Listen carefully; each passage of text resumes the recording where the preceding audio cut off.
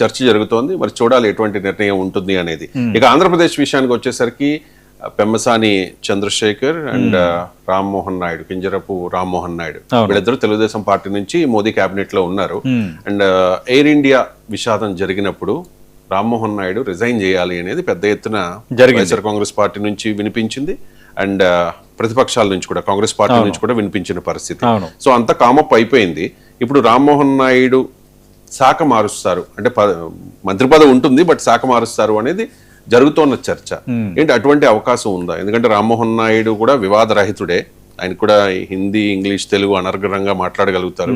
తెలుగుదేశం పార్టీలో ఉన్న లోకేష్ టీమ్ లో ఉన్న one of the best leader Rammohan Naidu, decent leader. ఇక్కడ మనం తెలంగాణ కోసం మాట్లాడుకున్నాం. ఇక్కడ ఆంధ్రప్రదేశ్ ఒకవేళ కేంద్ర కేబినెట్ విస్తరణ జరిగితే ఆంధ్రప్రదేశ్ లో ఏం జరగచ్చు అన్న దానిపైన నా అంచనా ఏంటంటే, కేంద్ర మంత్రి రామ్మోహన్ నాయుడు పైన కొంత అసంతృప్తిగా ఉన్నమాట వాస్తవమే. ఎందుకంటే ఎయిర్ ఇండియా వివాదం జరిగింది, అది చాలా పెద్దగా బ్లోఅవుట్ అయిపోయింది. గవర్నమెంట్ కూడా కొంత ఏం చేయాలో తెలియని వాతావరణంలో ఉండిపోయింది. కానీ ఇప్పుడు ఇక్కడ ఏంటంటే రామ్మోహన్ నాయుడు శాఖ మారుస్తారు. గతంలో తన తండ్రి కింజరాపు ఎర్రవనాయుడు చూసిన గ్రామీణ అభివృద్ధి శాఖను ఆయనకి ఇస్తారు అనేది ఒక చర్చ బలంగా సాగుతోంది. అది జరగచ్చు కూడా, ఎందుకంటే రీషఫుల్ లో భాగంగా ఆయన కేబినెట్ నుంచి తీసేయట్లేదు కదా. కేబినెట్ మంత్రిగా ఉంటారు, శాఖ మారుతుంది. ఇందాక ధర్మేంద్ర ప్రధాన్ నేను ఏం చెప్పాను అది కూడా జరగచ్చు. కానీ మనకి ఒక ఇన్ఫర్మేషన్ ఏముందంటే, భోగాపురం అంతర్జాతీయ విమానాశ్రయం రెడీ అవుతుంది. టెంటేటివ్గా జూలై 8 ప్రారంభమయ్యే అవకాశం ఉంది. ప్రైమ్ మినిస్టర్ నరేంద్ర మోదీకి సంబంధించి ఆయన టైమింగ్స్ నేపథ్యంలో, ఆయన షెడ్యూల్స్ నేపథ్యంలో 8, 10 2 తేదీలను ఫిక్స్ చేశారన్నది కొందరు అంటున్నారు.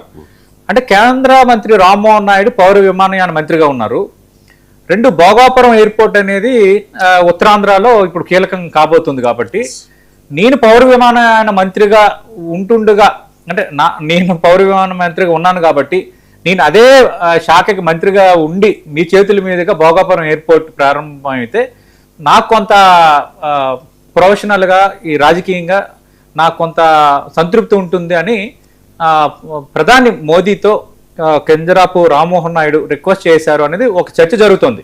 అది ఎంతవరకు వాస్తవముగా నా చర్చ అయితే కొంత పొలిటికల్ సర్కిల్స్లో జరుగుతుంది. ఒకవేళ అదే కనుక నిజమైతే ఆయన పౌర విమానయాన మంత్రిగానే భోగాపురం ఎయిర్పోర్ట్ ఓపెనింగ్ జరుగుంచి తర్వాత ఆయన శాఖ మారచ్చు అనేది ఒకటి. కానీ అంత మరి ప్రైమ్ మినిస్టర్ మోదీ ఈ రిక్వెస్ట్ ని ఎంతవరకు అడ్మిట్ చేస్తారు? అంటే షఫ్లింగ్ అనేది చాలా అరుదుగా జరుగుతూ ఉంటుంది. అవును, మళ్ళీ ప్రత్యేకంగా చేయరు కదా అన్నది ఒకటి జరుగుతోంది. ఒకవేళ అలా అది కుదరదు అనుకుంటే ఖచ్చితంగా రామ్మోహన్ నాయుడు శాఖ అయితే మారుతుంది ఈ షఫిల్ లో భాగంగా. నిజంగా బయట జరుగుతున్న ప్రచారం తగ్గట్టుగా రామ్మోహన్ నాయుడు రిక్వెస్ట్ మేరకు భోగాపురం ఎయిర్పోర్ట్ ప్రారంభోత్సవం వరకు పౌర విమానయాన మంత్రిగా ఉంచి ఆ తర్వాత కొద్ది రోజుల గ్యాప్ తర్వాత శాఖ మార్చడానికి ఛాన్స్ ఉంటుందా, దాన్ని బీజేపీ హైకమాండ్ లేదా ఎన్డీఏ ఎట్లా కన్సిడర్ చేస్తుంది అనేది మనకి తేలాల్సి ఉంది. అది రామ్మోహన్ నాయుడుకి సంబంధించి. రెండోది పెమ్మసాని చంద్రశేఖర్ ఆయన ఒక డాక్టర్. రెండోది ఎంపీగా గెలిచారు, కేంద్ర మంత్రివర్గంలో అవకాశం దక్కించుకున్నారు.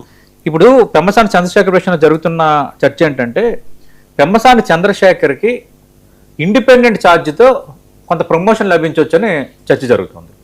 ఇప్పటివరకు సహాయ మంత్రిగా ఉన్నారు. అలాగే కేంద్ర మంత్రి శ్రీనివాస్ వర్మ కూడా సహాయ మంత్రిగా ఉన్నారు. కేంద్ర మంత్రి శ్రీనివాస్ వర్మకి వచ్చే సమస్య ఏమీ లేదు, ఆయన సహాయ మంత్రిగా కొనసాగుతారు భారతీయ జనతా పార్టీ కోటాలో. పెమ్మసాని చంద్రశేఖర్కి ఇండిపెండెంట్ ఛార్జ్తో ప్రమోషన్ లభించవచ్చు అని జరుగుతుంది.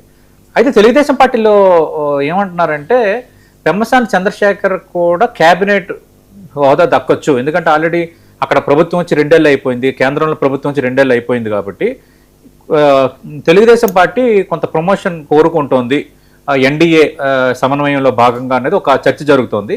కానీ నాకున్న ఇన్ఫర్మేషన్ ఏంటంటే, కొంత అథెంటిక్ ఇన్ఫర్మేషన్, పెమ్మసాని చంద్రశేఖర్ మంత్రిగా కొనసాగుతారు. ఇప్పుడున్న సహాయ మంత్రి కాకుండా ఇండిపెండెంట్ ఛార్జ్తో ఇస్తారు అని. ఎందుకంటే ఇక్కడ మనకి తెలుసు కదండి, కేబినెట్ మంత్రులు ఏంటంటే cabinet minister independent charge, MSO independent charge, MSO అని ఉంటారు. మీకు అందుకే కేబినెట్ సమావేశం జరుగుతుంది కదా, కేంద్ర కేబినెట్ సమావేశం జరిగేటప్పుడు ఇది అందరూ తెలుసుకోవాలి. కేంద్ర కేబినెట్ సమావేశం జరిగేటప్పుడు సహాయ మంత్రులు ఉండరు అందులో. కేంద్ర కేబినెట్ సమావేశం జరిగేటప్పుడు కేబినెట్ మంత్రులు మాత్రమే ఉంటారు. కొన్ని సందర్భాల్లో ఈ ఇండిపెండెంట్ ఛార్జ్ మంత్రులు ఉంటారు కదా, వాళ్ళు కూడా ఉంటారు, కానీ సహాయ మంత్రులు ఉండరు. అందరు మంత్రులతో భేటీ కార్యక్రమాలు వేరేగా ఉంటాయి, వాటిలో ఎంఎస్ఓలు కూడా హాజరవుతారు. అంతే, ఇంతకు మించి మార్పులు ఇప్పుడు ఉన్న పరిస్థితుల్లో ఉండకపోవచ్చు. ఎందుకంటే జనసేన యాంగిల్ కూడా ఉంది. జనసేనకు సంబంధించి ఇప్పుడు రాజ్యసభ లింగమనేని రమేష్ రాజ్యసభలో జనసేన ప్రాతినిధ్యం వస్తుంది. జనసేన నుంచి 2 ఎంపీలు ఉన్నారు. ఆ ఎంపీల్లో బాలశౌరి కొంత సీనియర్ కాబట్టి కొంత చర్చ ఉంది. బాలశౌరికి ఈసారి సహాయ మంత్రి దక్కుతుంది. ఆల్రెడీ జనసేన అధినేత పవన్ కళ్యాణ్ అడిగారని చెప్తున్నారు. ఒకవేళ జనసేన కనుక ఈ రీషఫుల్లో బెర్త్ లభించే ఛాన్స్ ఉంటే అది బాలశౌరికే లభించే అవకాశాలు అయితే ఉన్నాయి. వాళ్ళు ఉన్న 2లో బాలశౌరి అనేది వాళ్ళ ఆప్షను. అక్కడ ఢిల్లీలో కూడా బాలశౌరి ఆల్రెడీ ఎంపీగా రాజకీయంగా ఆయన పనిచేశారు కాబట్టి పరిచయాలు కూడా ఉన్నాయి. ఒక శాఖని సమర్థంగా నిర్వహించగలిగే సామర్థ్యం కూడా ఆయనకు ఉంది కాబట్టి ఒకవేళ జనసేన కనుక అదృష్టం తలుపు తడితే బాలశౌరికి కేబినెట్ లో ఛాన్స్ ఉంది. అది ఎంఎస్ఓ అలాంటిది కూడా దక్కే అవకాశం ఉంది. రైట్. అంటే తెలుగుదేశం పార్టీ ఇంకో బెర్త్ ఆశిస్తున్నట్లుగా కూడా వార్తలు వస్తూ ఉన్నాయి. అండ్ ఎన్డీఏలో 2nd largest party Telugu Desam party. బీజేపీకి 240 అయితే నెక్స్ట్ 16 సీట్లతో టీడీపీ కదా. వాస్తవంగా చెప్పాలంటే టీడీపీ సపోర్ట్ లేకపోతే మోదీ గవర్నమెంటే లేదు. అవును, కరెక్ట్ గా చెప్పాలంటే. అంటే ఇంకో బర్త్ ఎక్స్పెక్ట్ చేస్తున్నట్టుగా వార్తలు వస్తూ ఉన్నాయి. ఓకే, అది మీరు మీ పాయింట్ కూడా ఇంపార్టెంటే. ఎందుకంటే ఇప్పుడు సామాజిక వర్గాల ఈక్వేషన్ తీసుకుంటే కేంద్ర కేబినెట్ ఆంధ్రప్రదేశ్ సంబంధించి Kinjarapu Rammohan Naidu belongs to Koppula Velama BC కోటాలో ఆయన మంత్రిగా ఉన్నారు. పెమ్మసాని చంద్రశేఖర్ ఓసీ కమ్మ సామాజిక వర్గానికి చెందిన వ్యక్తి.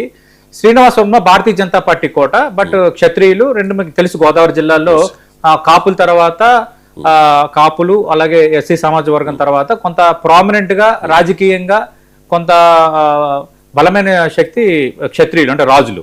అందుకు శ్రీనివాస్ వర్మ ఉన్నారు. కానీ ఇప్పుడు ఏంటంటే సోషల్ ఈక్వేషన్ లో భాగంగా మనం చూస్తే ఆ చర్చ కూడా జరుగుతోంది. తెలుగుదేశం పార్టీకి సంబంధించిన ఎస్సీ రిజర్వ్డ్ నియోజకవర్గం నుంచి గెలిచిన ఎవరైనా ఒక ఎంపీ కేంద్ర మంత్రివర్గంలో సహాయ మంత్రి కావచ్చు అన్నది ఒక చర్చ జరుగుతోంది. ఎందుకంటే మీకు కేంద్ర కేబినెట్ కూర్పు విషయంలో చాలా ఈక్వేషన్స్ తీసుకుంటారు. ఎస్సీస్, తర్వాత షెడ్యూల్ ట్రైబు, మైనార్టీసు, తర్వాత బీసీల్లో ఆయా రాష్ట్రాల బలమైన సామాజిక వర్గం ఉన్నాయి. ఎందుకంటే కేంద్ర మంత్రి పదవిలు ఇవ్వటమే కాదు కదా, వాటికి ఏంటంటే సామాజికంగా ఇవ్వటం, ఆ సెక్షన్స్ దగ్గర చేసుకోవటం, ఇలాంటి రకరకాల ఈక్వేషన్స్ అన్ని ఇమిడి ఉంటాయి.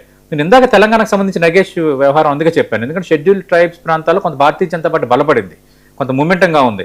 వాళ్ళకు ఒక రిప్రజెంటేటివ్గా నగేష్కి మన కేంద్ర సహాయ మంత్రిగా ఇస్తే పార్టీ బలోపేతం అవుతుందన్న లెక్క భారతీయ జనతా పార్టీకి ఉండొచ్చు. కానీ ఇక్కడ ఏంటి, భారతీయ జనతా పార్టీకి మరి ఛాన్స్ లేదు.